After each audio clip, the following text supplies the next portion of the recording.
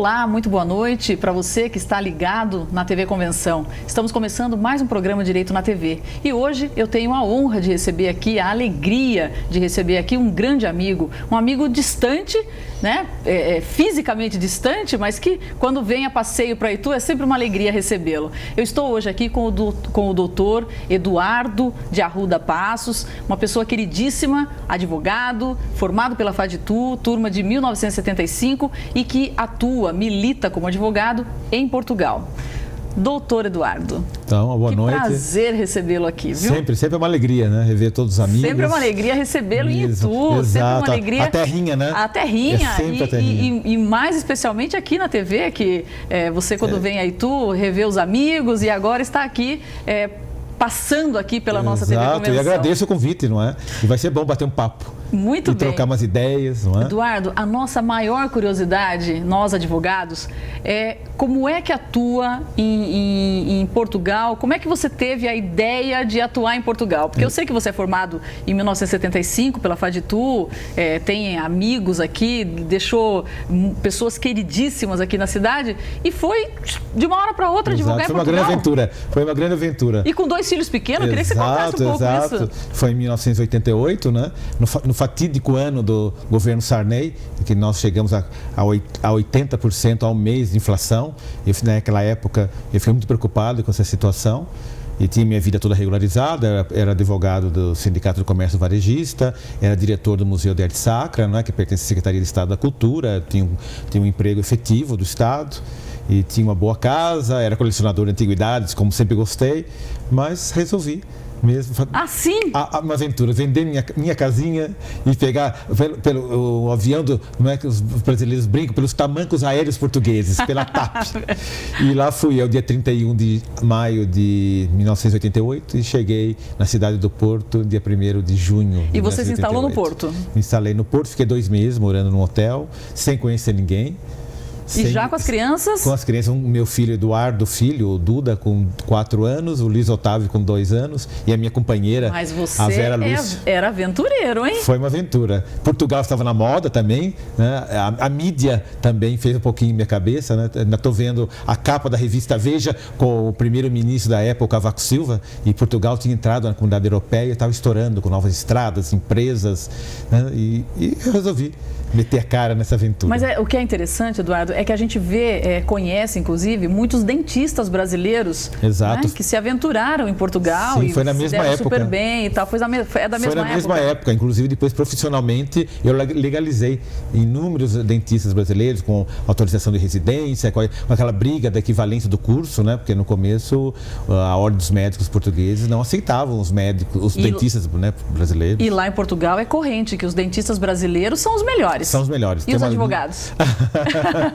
Não, realmente Portugal não precisava de mais um advogado, mas foi uma grande aventura e valeu a pena nesses 23 anos. Eu trabalho há 21 anos na mesma empresa, era um grande grupo de transportes públicos e água mineral. É uma família lá do norte de Portugal que vive no Rio de Janeiro. São grandes empresários de transportes públicos e são representantes da Mercedes e de grandes empresas. E o patriarca da família resolveu, a certo ponto da vida, comprar as empresas tradicionais do norte para criar um grande grupo. E eu, por acaso, depois de 1 ano e meio de esperar sair minha documentação, a carteira da Ordem dos Advogados, o visto de residência, porque eu fui como turista, né? E só podia permanecer 3 meses. Então foi uma grande aventura. Agora, Eduardo, você falou uma coisa interessante aí, que é a carteira da ordem. Exato. Aqui no Brasil, tá uma celeuma aí, que dentro em breve, aí o STF deve decidir essa questão do exame. Exato. E o nosso presidente, lá nós chamamos da ordem, nós chamamos de bastonário. Sempre o presidente é bastonário da Ordem dos Advogados, bastonário da Ordem dos Médicos, tem esse título de bastonário. E é uma pessoa muito ativa e muito batalhadora. E como é que funciona polêmica, lá? Mas lá não tem esse exame da ordem e esse bastonário quer implantar o exame. Quer implantar, mas houve judicialmente, não conseguiu. Houve um recurso e não conseguiu. Mas ele está tentando. Aqui no Brasil nós temos agora o último exame, 12% de aprovações. É complicado. É realmente um número muito baixo de aprovação. Exato. Mas no tocante aos brasileiros, na época que eu fui já não havia campo praticamente porque nós temos as faculdades tradicionais, Coimbra, Porto, Lisboa, e existe agora um curso muito moderno de Direito, que é na Universidade de Braga, na Universidade do Minho, tem um curso muito moderno de Direito. Então, realmente, Portugal não precisa de mais advogados. Realmente, a minha história foi uma aventura, né, que deu certo. Mas só por curiosidade, só para informar ao público, né, não é necessário equivalência do curso de Direito para depois se inscrever. E eu consegui minha equivalência, o curso tem esse orgulho, né, que o meu diploma foi reconhecido pela Universidade de Lisboa. Mas não é necessário, é apenas você contata a Ordem dos Advogados Portugueses, entrega a sua carteira e você fica no arquivo e eles entregam uma carteira portuguesa automaticamente. Existe esse convênio Brasil-Portugal, que acho que muita gente desconhece. É muito interessante isso, realmente. Quer dizer, um profissional mas já habilitado com a carteira da Ordem. Isso é importante. Aqui no Brasil, já habilitado com a carteira da Ordem. Exato. Não adianta se formar só bacharel e chegar lá e querer advogar. Não. Tem que ter a carteira da Ordem. Nesse caso, poderia ser o licenciado, o bacharel, chegar lá e fazer um estágio, né, e começar como fosse um português. Pedir equivalência do curso, né? Daí fazer estágio no escritório, 2 anos de estágio, não são 2 anos. Se essa moda pega aqui, tem gente que está prestando o exame há mais de 5, 6 anos. É verdade. Dava tempo de ter ido a Portugal fazer o estágio, né? 2 anos. Sim. Agora, o que a gente precisa saber é se existe uma equivalência de lá para cá, né? Isso eu não sei. Não tenho certeza. Talvez na época havia, agora não sei nesse momento, nunca passou na minha mão uma situação hoje, dessa. O exame está tão difícil aqui no Brasil. É verdade, que pode levantar a lebre. Vão levantar essa lebre. Eu vou dar meu e-mail, vou começar, vai ser mais um campo de trabalho. Tem razão. Mas, Eduardo, me conta uma coisa. Você advogou também aqui no Brasil e advoga hoje lá há 23 anos, Sim. não é? Qual que é a maior diferença? O que você sente que é muito diferente do Brasil? Sim. Presentemente, de uns 5 anos para cá, sempre lembrando que Portugal é um país pequeno, é um país europeu, mas só tem 10 milhões de habitantes. Sempre tem que fazer esse parâmetro, né? Metade da população da cidade de São Paulo, né? Então vamos sempre tomar cuidado, né, quando se quer comparar, né, as coisas, né? Não se pode... O país inteiro é metade de São Paulo. Então tem esse parâmetro, tomar cuidado com esse parâmetro quando vai se comparar, né? Mas nesses últimos anos, o governo que caiu agora do engenheiro Sócrates, que foi muito criticado, que endividou o país, mas foi mundial, né? Pessoalmente não teve tanta responsabilidade, mas ele modernizou muito todo o sistema judiciário e de funcionalismo público. Então, eu trabalho nesse momento com cobranças da empresa. E é muito interessante, porque vou exemplificar uma nota fiscal ou várias notas fiscais de um cliente, no caso de uma empresa, né? O cliente não paga, então existe um instrumento chamado procedimento de injunção. Seria quase uma notificação extrajudicial. Tudo online. Tudo online. Então você preenche os dados, né, do meu cliente, a empresa, o devedor, o próprio sistema já calcula os juros, aquilo segue online para uma secretaria de injunções. Seria uma secretaria dentro de um tribunal, aquilo não vai para o juiz, fica na secretaria do tribunal, do fórum. Ainda é extrajudicial. E você paga online também aquela taxa de justiça. A pessoa, o devedor, vai receber aquela notificação por correio, em carta registrada. Se ele não pagar, mas nunca pode procurar o tribunal para pagar. Aquilo só é uma notificação mesmo. Certo. Tem que procurar o credor. Se o credor não informar que a dívida está paga, automaticamente você recebe a cópia do seu requerimento com um aviso. Esse documento tem força executiva. Aquilo tem título, essa injunção transforma-se num título executivo. É muito interessante isso. Muito rápido. Muito rápido, eficiente. E por correio, isso online eu recebo essa cópia. Pelo correio eu recebo uma carta com código secreto. Com esse código secreto eu já posso acionar a ação executiva online também. Naquele momento que eu tenho esse código, eu vou lá, entro na internet, com esse código. Esse código vai buscar todos os dados daquela injunção. Eu não preciso mais colocar o nome do credor, do devedor. Aquilo vai copiar automaticamente e a força executiva também. Você assina digitalmente, né, assinatura digital, e já no mesmo momento você paga a taxa online desse processo executivo e foi criada agora uma nova profissão. Os oficiais de justiça era muito complicado no tribunal, no fórum, com milhões, não digo nem milhares, milhões de ações, como empresa de telefone, celular, dessas pequenas ações de cobrança, cartão de crédito, não é? Então foi criada a profissão de solicitador de execução. E como também agora há muitos jovens advogados também, que é difícil, né, abrir um escritório e num país tão pequeno, a Ordem dos Advogados conseguiu também criar a profissão de advogado de execução. Que seria a privatização do oficial de justiça. Então foram criados escritórios, você monta seu escritório, e daí online você escolhe qual seria o oficial de justiça, que na verdade é o solicitador de execução, que você quer da sua confiança. Então, online, nesse momento que você dá a entrada, você já escolhe esse profissional e já paga a primeira fase dos honorários dele. Tudo isso em 15 minutos. Meu Deus, mas esse processo de execução vai para o tribunal, vai para o fórum, mas fica lá no computador. Só será processado caso o devedor realmente se negue a pagar. Exato. E, ao mesmo tempo, esse solicitador de execução recebe no escritório dele a cópia do processo. No dia seguinte, com a cópia desse processo, ele vai citar e penhorar no mesmo momento.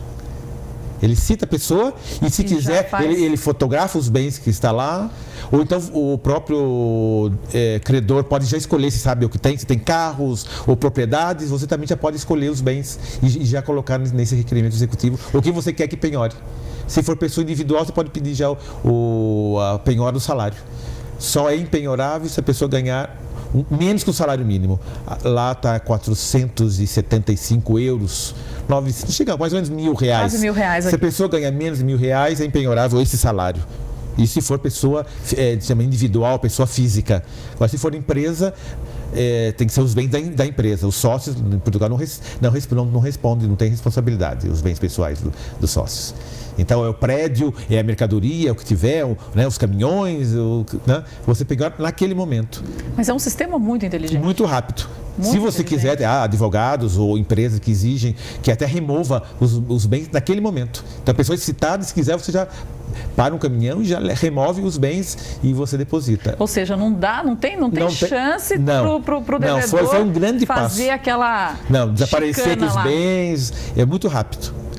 E, inclusive, também os advogados e os solicitadores de execução têm acesso aos bens das pessoas, você tem acesso ao sistema judicial, se a pessoa já está sendo processada, se já existem outras execuções, porque também temos que pensar que você vai pagar esses honorários, às vezes altos, para esse solicitador, e não vai receber nada. Quer dizer, você tem a dívida e ainda vai investir dinheiro bom em cima. Então, você tem que fazer uma prévia. Você tem os advogados. Você tem acesso pelo próprio sistema. Pelo próprio sistema. Então foi um grande salto nessa justiça portuguesa. E quanto tempo tem essa uns 5 anos para cá. 5 anos para cá. É a herança mesmo do engenheiro Sócrates, que foi demitido, mas deixou essa grande herança a Portugal. Muito interessante. Funciona agora, muito Eduardo, a gente ouve falar muito aqui no Brasil que a justiça é morosa, que demora. Que lá também. Isso aí veio facilitar bastante. Foi nessa parte executiva. Agora os outros processos crime e outros, natural, já tivemos casos de funcionários, como no caso de comércio, que iam receber o dinheiro de porta a porta dos nossos clientes, da empresa, e puseram dinheiro no bolso. Eu tenho mais ou menos, pessoalmente, uns 5, 6 casos desses.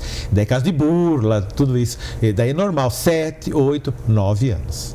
Então estamos ali. É a base cultural nossa, é complicado, né? Agora, Eduardo, você conheceu outros advogados brasileiros lá ou você é um caso único? Não, único não digo. Há muitos, mas na minha região, eu estou em Chaves, que é a região de Trás dos Montes, né? Que, quando a gente brincava muito quando morávamos aqui no Brasil, né? Todo português que tinha a padaria, o barzinho da esquina, né? Falava, né? É de Trás dos Montes, né? Então eu acho muito engraçado. Eu mesmo acho engraçado com a minha história, né? Que fui parar em trás dos montes, né? Eu até brinco, atrás do monte, né? Que é uma região montanhosa, mais fria, não é? No inverno nós chegamos a pegar 7 graus negativos, né? E as montanhas todas branquinhas. E a Chaves é uma cidade com quantos mil habitantes? Com todas as tais aldeias, 50 mil. O centro de Chaves, cidade de Chaves, 30 mil. Mas é outro parâmetro também, que é difícil comparar, né? É uma cidade pequena, mas tipo, o comércio, nós temos certas coisas que nem tu tem, entendeu? Nós temos comércio assim, tipo... forte. Nós temos... Uriveçarias, joalherias, 8, 10 joalherias. É uma cidade turística? Também. E agora nós temos muitas estradas, né? Boas estradas em Portugal. E é uma cidade de águas termais. A água de Chaves é uma água quente, sai a 70 graus. Agora, como é que você foi parar em Chaves? É a tal história da imigração, né? Isso vai dar uma grande novela, né? Eu fui na aventura para a cidade do Porto, que disseram Você que... não tinha nenhum parente nada, que te indicasse nenhuma informação, caminho, nada. Grande aventura. Esposa e 2 filhos no avião. 2 filhos pequenos, diga-se de passagem. Fui para um hotel e daí no hotel tinha um casal de brasileiros, uma senhora era dentista, porque foi atrás, né, procura, e o marido estava à procura de emprego, e o marido arrumou um emprego em Chaves, é uma empresa de construção civil, e eu fui lá para trabalhar no escritório de construção civil, onde fiquei um ano e meio. Entrava às 5 da manhã, saía às 10 da noite, andava 12 quilômetros a pé. Os apartamentos em Chaves são todos muito grandes, um apartamento pequeno, todos de 3 quartos, salão, e no finzinho já estava terminando o nosso dinheiro da venda da casa aqui em Itu, deu para comprar um colchão e um fogão, e dormimos no chão. Uma grande aventura, né? E a Vera foi a sua grande companheira, foi a grande, né? Companheira, topou tudo mesmo, você Nunca reclamou de nada, pelo contrário, só te deu força, né? E meus filhos até hoje são pessoas fortes. Uma lição de vida também. Sem dúvida. Eu tenho amigos que são talvez de profissão mais bem remuneradas, médicos brasileiros que já estão lá há 20 e tal anos, dentistas, e estão em melhor situação talvez financeira do que eu, mas os filhos, a tal coisa, né? Filhos mimados, né?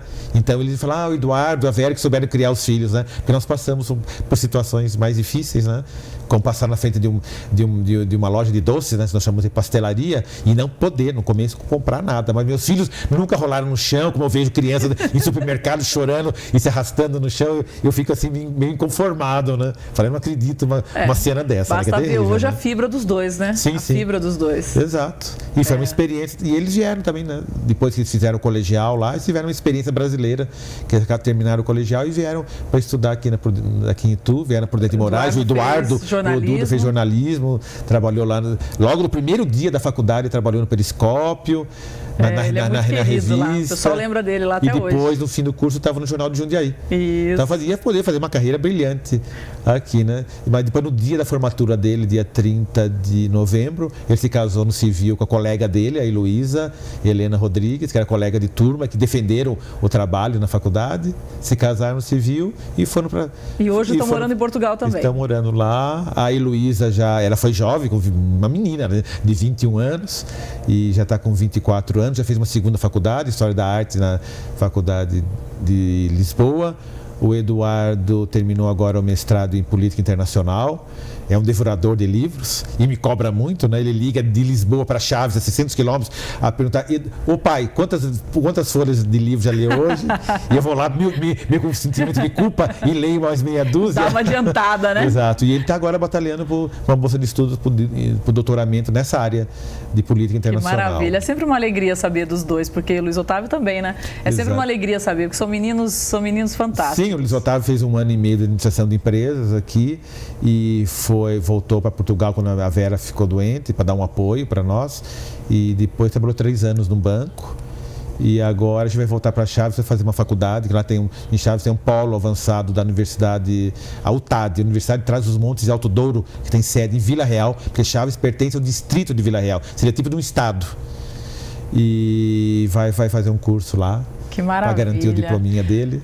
Maravilha. Agora, Eduardo, me fale uma coisa, como que funciona lá os poderes do advogado, né? Você, um pouquinho antes da gente começar aqui o nosso programa, você estava contando e eu falei, puxa vida, que coisa interessante. É verdade, também. O advogado lá, ele tem mais poder, nessa reforma também, nessa reforma judiciária também, aumentou nossos poderes. Os cartórios eram todos do Estado. do governo, os cartórios de registro civil, registro automóvel, registro predial. E foi privatizado também. Só nas pequenas cidades que não havia população, não houve candidatos para ter o cartório privado, particular, que mantém do governo. Só que também quem se candidatou a esse posto foi pego de surpresa, porque muitos poderes dos cartórios passaram para os advogados. Então, os advogados portugueses podem reconhecer a assinatura qualquer, ou na qualidade, né, de administradores, ou individual, pode autenticar fotocópias, os xerox.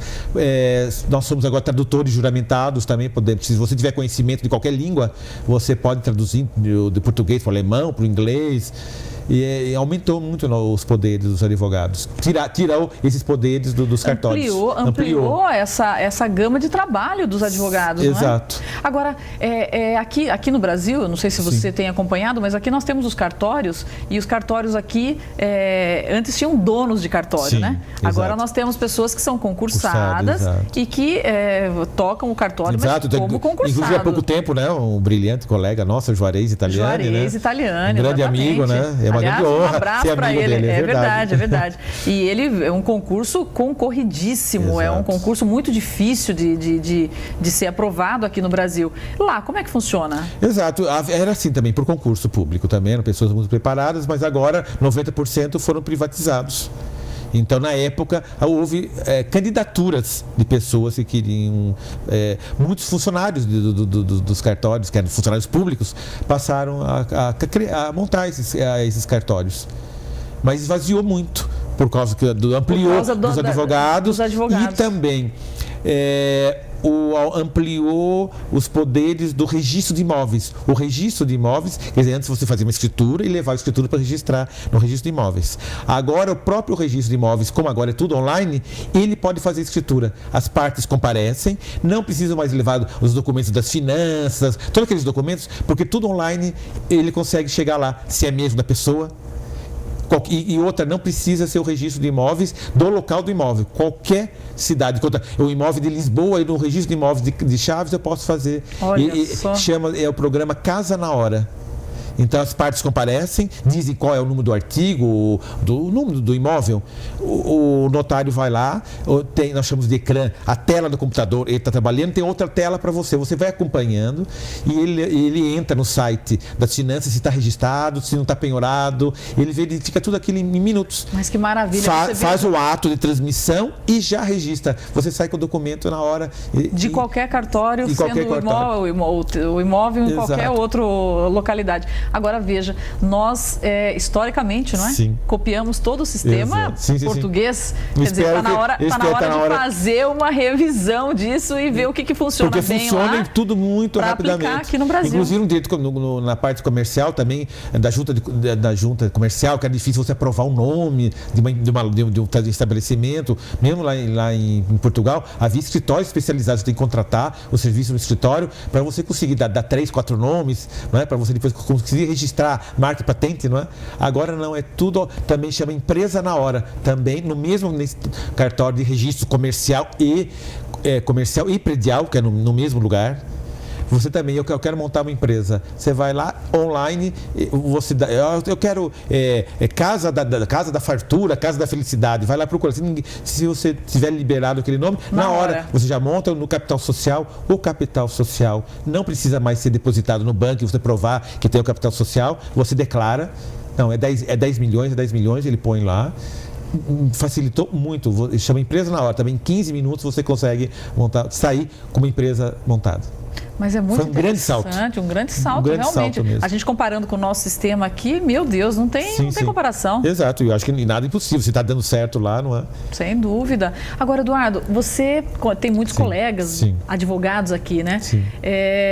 Pensar em voltar para cá, nem pensar. Não, porque os filhos estão lá, e outra, a partir do momento, é uma experiência que você é imigrante, você fica dividido, não é? Mas hoje você se sente português?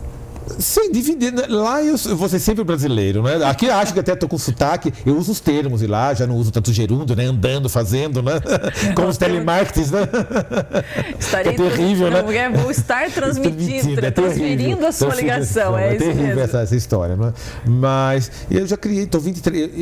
Minha vida foi dividida assim, eu nasci em São Paulo, lá na famosa Rua Oscar Freire, perto da Rua Augusta, que eu fui agora, fui visitar e até fui entrevistado por uma estudante de jornalismo que está escrevendo uma história sobre a história da Rua Augusta. Então marcamos um encontro lá na Quer dizer que livraria. Você é uma celebridade, vem de Portugal para cá só para dar entrevista. Exato, eles viram meu depoimento sobre a cidade de São Paulo e eu falei sobre a Rua Augusta e eles foram procurar esses dados. Então marcamos lá na Livraria Cultura, no Conjunto Nacional, que eu fiz o meu ginásio no Colégio Pais Leme, que era Augusta, esquina com a Paulista, que é onde está o Banco Safra. E do outro lado, na frente, era o Conjunto Nacional. E eu fui encontrar com um colega lá também, que morava na Alameda Santos, colega de ginásio, aquele amigão de sempre, que eu fui reencontrar quase 40 anos depois, toda vez que eu venho para o Brasil. Faz questão de revê-lo. O grande amigo Leonardo Levi. E vários outros amigos, o professor Jonas, né, que é trabalhamos, né, há quase 40 anos atrás no Museu Republicano, depois eu fui diretor do Museu de Arte Sacra, sempre trabalhamos juntos. Depois no governo do Olavo Volpato eu fui secretário de Cultura e ele foi de Turismo. E ele foi meu padrinho de casamento, padrinho do primeiro filho. E ele foi no casamento do Eduardo, fizemos um casamento religioso na aldeia de Vilarelho da Raia, que fica mesmo na fronteira com a Espanha. Eu morei 9 anos nessa aldeia, construí uma casa em cima do marco, entre Portugal e Espanha. Verdade. É até engraçado, todos os brasileiros foram visitar, todo mundo tem uma fotografia, um pé em Portugal e um pé em Espanha. E foi uma experiência, como sempre, o bichinho da cultura, né? Fui 9 anos diretor do Centro Cultural da aldeia, né? E levei a Orquestra Sinfônica do Porto para a aldeia, trabalhava com os jovens, um bichinho sempre fica, né? Fica, então eu estou muito integrado, né? E fui muito bem acolhido, né? E voltando àquela dificuldade, né, de sobrevivência no começo, os portugueses me acarinham muito e me respeitam muito, porque eles me viam passando por aquelas dificuldades, as dificuldades que os portugueses que saíram daquela aldeia muito humildes e foram para a França, para a Suíça, não é? Sem saber a língua, né? Passaram por é pior do que eu, não é? E então eles me respeitam muito. O doutor, eles me chamam de doutor, né? Porque assim, né? Lá tem muito respeito, né? Por médico, por quem estudou. Pelo advogado. Então, amigos do dia a dia, no meio da conversa, nunca é Eduardo. É sempre, o doutor gostou dessa comida? O doutor tal, sempre aquele senhor doutor, né? Doutor. E são pessoas talvez mais fechadas que os brasileiros, mas quando abrem as portas é para sempre. Pois né? Isso que eu ia perguntar para você. Qual é a diferença? Porque a gente convive com poucos portugueses aqui, a maioria descendentes apenas, Exato. Né? Já deixaram a cultura portuguesa lá atrás há muito tempo. É claro. Qual que é a principal diferença que você percebe entre o brasileiro e o português? Eles, claro, como todo europeu, são mais fechados, não é? Mas tudo vai também da pessoa. O que eu acho que choca, eu sou muito observador, o que choca mais é aquele tipo do brasileiro, isso é coisa de paulista, né? que torce o nariz um pouco para os cariocas, né? Mas o carioca é muito aberto, expansivo. Então, eles mesmos, Assusta. os portugueses, acham que se criticam, que eles são muito fechados e gostariam de ser abertos como os brasileiros. Então, quando chega o brasileiro carioca e vai batendo nas costas, amizadinha e aquele jeito, eles podem gostar no primeiro momento, mas depois cansa. E o paulista é diferente. Tenho amigos já de todos os anos. É um pouco mais reservado. E muitos amigos de Tu e de São Paulo foram me visitar e eu levo até para almoçar comidas típicas portuguesas. Meus amigos, não levo só no restaurante, levo para eles ver como é uma casa portuguesa, na aldeia, né? Tomar um vinho na pipa, né? O presunto, o famoso presunto, que tem uma referência mais italiana do presunto de Parma. E em Portugal, a fama é o presunto de Chaves, que é a região mais fria. Às vezes o presunto nem é feito em Chaves, mas a referência quando quer falar o presunto pendurado lá na adega é o presunto de Chaves, né? E eles me falam, é diferente, é diferente os brasileiros de São Paulo dos outros brasileiros do norte ou do Rio de Janeiro. Imagina, nós aqui Exato. sentimos essa diferença absurda, né? Sim, o próprio clima, nosso clima é mais frio, a mistura dos italianos, dos judeus, marca a diferença. Então é mais fácil para o paulista integrar na sociedade portuguesa de um carioca ou uma pessoa do norte. Mas, Eduardo, para finalizar, alguns anos atrás você veio de Portugal e visitar aqui os amigos e tal, e reuniu a sua turma de faculdade. Para finalizar, eu queria que você contasse um pouquinho dessa história. Quem que veio, quem que não veio? Sim, exato. Foi amigo de faculdade, mas o núcleo seria dos amigos do Regente Feijó, da turma de 71, e eu vim para Itu em 69, não é? Eu nasci em São Paulo, que eu estava dizendo da Rua Ustra, da Oscar Freire, né? Eu nasci em 52, em 69, quer dizer, eu morei 17 anos em São Paulo, em 69 que eu vim para Itu. E entrei no Regente Feijó e fiz 3 anos de colegial e depois eu optei também por 4º ano normal. Mas foi uma aventura, não é? Porque daí eu entrei na faculdade de Direito, logo no comecinho. Então eu fazia das 7h30 às 11h30, fazia o 4º normal. À tarde, estágio do normal. E à noite, faculdade de Direito, né? E no domingo, quando eu ia no Cine Marrocos com meus amigos, era sempre chegar em casa, pegar o livro, que um dia, domingo, eu pus o livro embaixo do braço e fui no cinema, não? Tá certo, é hora. Então, daí eu resolvi, quando eu reuni, eu falei, vamos reunir uns 2, 3 casais, amigos do Regente Feijó e da Faditu, e daí começou aqui uma bola de neve, e daí resolvi contatar com o Regente Feijó, que me forneceu uma relação dos alunos, até colegas, o nome completo a gente já não lembrava mais, e de Portugal eu consegui pela internet contatar e já estamos no terceiro encontro. Festa. Já estamos no terceiro encontro. Toda vez que eu venho para cá, tem um encontro. Que e maravilha. Já reunimos cerca de 100 colegas. Olha só, 100 pessoas. Muito bom mesmo. Muito. Faz bem para a alma, né? Faz. E todo mundo já sempre olhando na barriguinha assim, e nas rugas. Isso não dá. Tem a comparação sempre tem. Foi muito gostoso. E nesse domingo foi uma alegria assistir a banda Sam Brasil, né? E uma maravilha, o Chiquito. E muitos amigos sentados no Largo da Matriz, que é mais ou menos o que acontece em Chaves, na parte Eduardo, cultural. O que eu admiro em você é que você, há tanto tempo, 23 anos lá em Portugal, advogando, com uma vida, militando como advogado lá, e você não esqueceu a sua raiz. Não, aqui. Nunca, não se esquece. E às vezes, quando toca qualquer o hino nacional ou uma musiquinha assim, a lágrima vem aos olhos, né? E houve uma pesquisa de todos os brasileiros que moram no mundo, imigrantes, e fizeram uma pesquisa perguntando qual, em termos de saudades, a categoria que eles davam para certas coisas. Eu falo, em primeiro lugar, saudades da família, naturalmente. Segundo lugar, ninguém vai acreditar, o pastel de feira. Mundialmente, todos os brasileiros, pode ser de Portugal, da China, onde estiver morando, é o segundo lugar. No ranking, é o pastel de feira.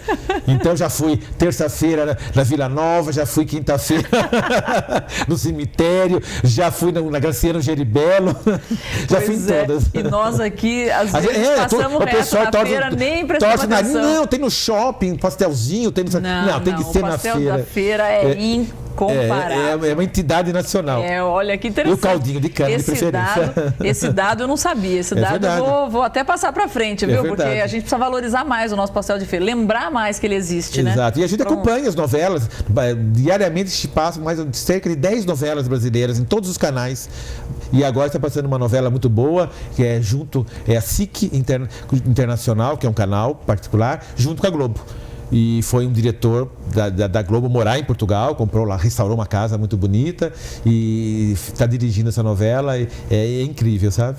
É uma novela, mas uma novela feita com diretores, com atores portugueses, mas com o aval da Globo, que é uma alta qualidade, né? Sem dúvida. E muito interessante. E as revistinhas sobre novelas, metade sobre novelas fazem boas novelas portuguesas. Então metade é portuguesa e metade brasileira.